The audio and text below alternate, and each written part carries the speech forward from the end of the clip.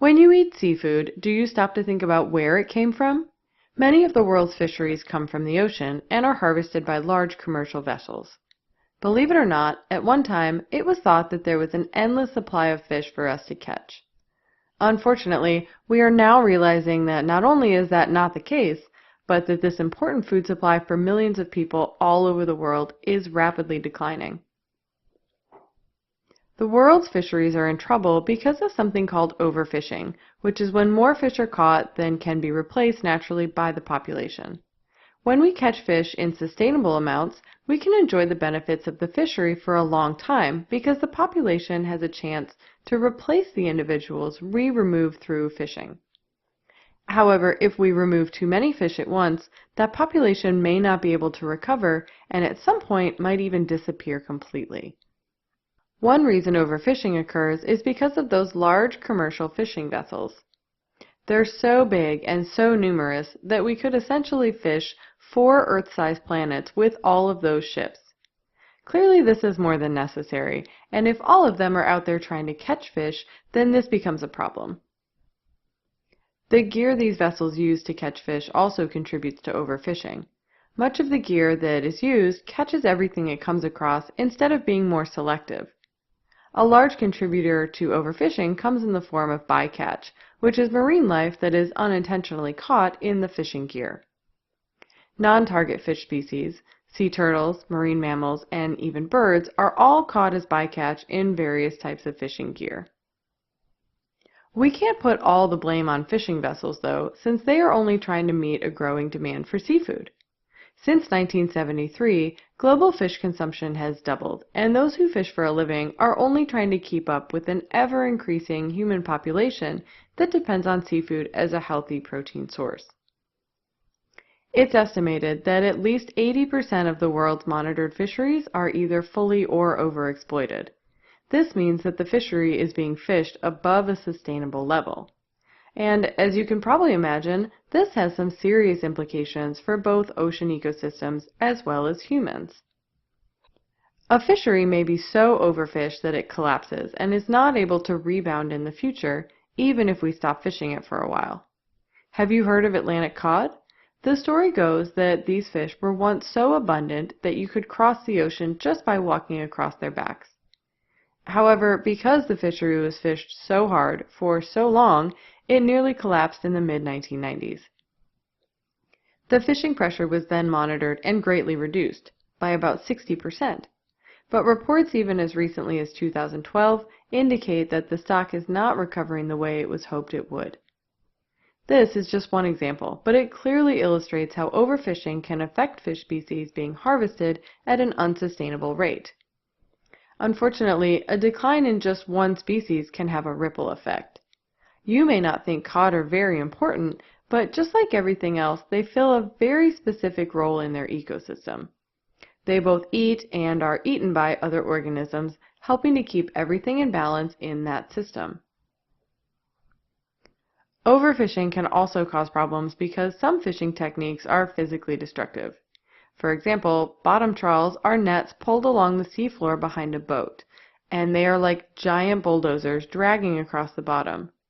They pick up and knock over just about everything in their path, and are considered one of the most destructive types of fishing gear. Dynamite fishing is another destructive technique and is just what it sounds like, the use of explosives to blast fish from the water. As you can imagine, the explosion not only destroys the physical environment, but also kills any other organisms that happen to be in the water where the explosion occurred. As already mentioned, seafood is an important source of food for millions of people on Earth. As fisheries continue to decline and collapse, seafood becomes a limited commodity, meaning that fewer people will have access to this beneficial food. Fishing also creates jobs and supports people's livelihoods, and when fish stocks disappear, this can directly affect thousands of people. Remember the cod from before? Almost 40,000 people lost their livelihoods with the decline of just this one fishery. Have you heard the phrase fishing down the food web? This refers to the process of successively targeting fish on lower trophic levels as the ones on the higher levels are depleted. Basically, as we overfish stocks of larger predatory fish, we have to progressively target smaller and smaller fish because that's what's left. Fishing down the food web is a problem in itself because it indicates that we are not fishing at sustainable levels. But it also leads to a greater amount of bycatch because more of the smaller fish are needed to match the commercial value of the larger fish that were previously being caught. What this means is that there is an increased amount of fishing effort, vessels, and gear in the water, which leads to increases in incidental catch of non-target species. While overfishing is indeed a very serious problem, the good news is that there are practical ways that we can help turn this situation around. Management of fisheries is a critical factor in preventing the further decline of many of the world's fisheries. This involves enforcing regulations such as catch limits, gear modifications, and bycatch reduction. These regulations help ensure that only sustainable numbers of fish are caught, allowing populations to recover in spite of fishing pressure. Setting aside marine protected habitat is another good way to help fisheries recover from fishing efforts. Many of these areas serve as critical spawning and reproductive grounds where fish populations can rebuild without the threat of harvest. A newer approach to curb overfishing involves catch shares, which divides a total catch limit among all participating fishers. This works much like carbon credits for businesses, as each person or group is allocated a certain portion of the total catch, and they can fish for it whenever they like.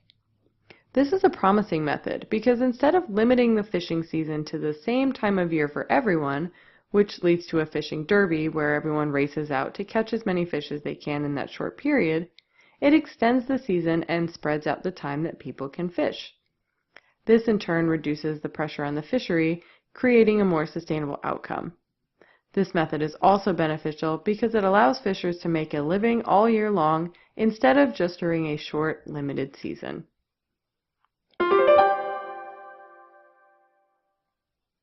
Overfishing is a serious concern because this is when more fish are caught than can be replaced naturally by the population. When species are overfished, this affects the rest of the ecosystem because each species fills a specific and important role, helping to keep everything in balance.